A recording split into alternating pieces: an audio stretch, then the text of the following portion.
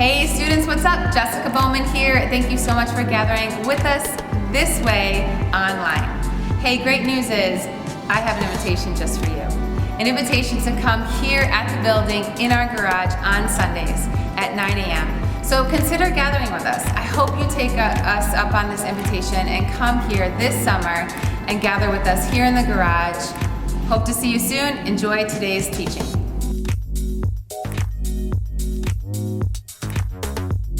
The Book of Ruth.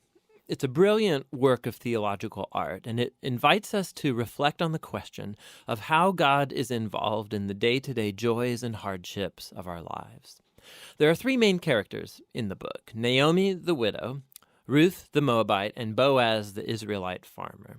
And their story is told in 4 chapters that are beautifully designed. Let's just dive in and see how this all unfolds. Chapter 1 opens with this line, "In the days when the judges ruled," and it reminds us of the very dark and difficult days from the book of Judges. And here we meet an Israelite family in Bethlehem, struggling to survive through a famine. And so in search of food, they move on to the land of Moab, Israel's ancient enemy. And there the father of the family dies, and the sons marry 2 Moabite women, Ruth and Orpah. And then the sons, they die too. And so they leave only Naomi and these new daughters-in-law. And so Naomi, she has no reason to stay anymore. And so she tells her new daughters-in-law that she's moving back home. And Naomi, she knows that the life of an unmarried foreign widow in Israel is going to be very hard. And so she compels the women to stay behind. Orpah agrees, but Ruth does not. She shows remarkable loyalty to Naomi, and she says, "Wherever you go, I'm going to go. Your people will become my people, and your God will become my God." And so the two of them return to Israel together. And the chapter concludes with Naomi changing her name to Mara, which means bitter in Hebrew, and she laments her tragic fate. Chapter 2 begins with Naomi and Ruth discussing where they're going to find food. And it just so happens to be the beginning of the barley harvest. And so Ruth goes out to look for food, and it just so happens that she ends up picking grain in the field of a man named Boaz, who just so happens to be Naomi's relative. We're told that Boaz is a man of noble character, and he notices Ruth. And so after finding out more about her story, he shows remarkable generosity to her. He makes these special provisions so that the immigrant Ruth can gather grain in his field. And in doing so, Boaz is actually obeying an explicit command of the Torah to show generosity to the immigrant and the poor. Boaz is so impressed by Ruth's loyalty to Naomi. He prays for her that God will reward her for her boldness. So Ruth comes home that day, and Naomi finds out that she met Boaz, and she is thrilled. She says Boaz is their family redeemer. Now, this family redeemer thing, this was a cultural practice in Israel where if a man in the family died and he left behind a wife or children or land, it was the family redeemer's responsibility to marry that widow, to take up the land and protect that family.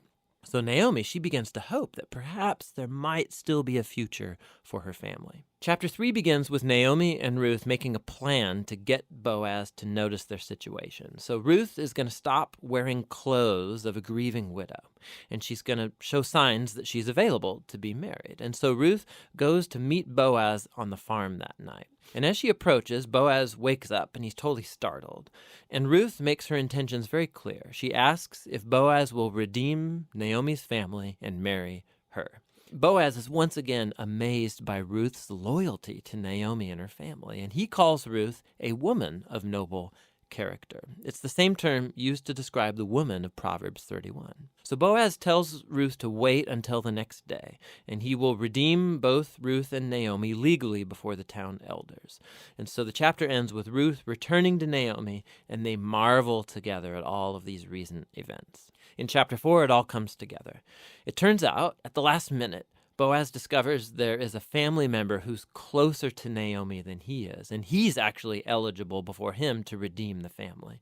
But at the last second, this family member finds out that he's going to have to marry Ruth, the Moabite, and so he declines. But Boaz, remember, he knows Ruth's true character, and so he acquires the family property of Naomi, and he marries Ruth. And so just at the beginning, how Ruth was loyal to Naomi's family, so now Boaz is loyal to Naomi's family as well.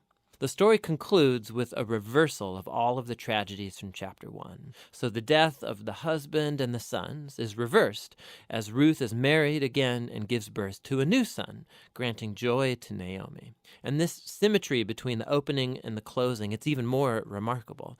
So remember, the opening tragedy was followed by a great act of loyalty on the part of Ruth.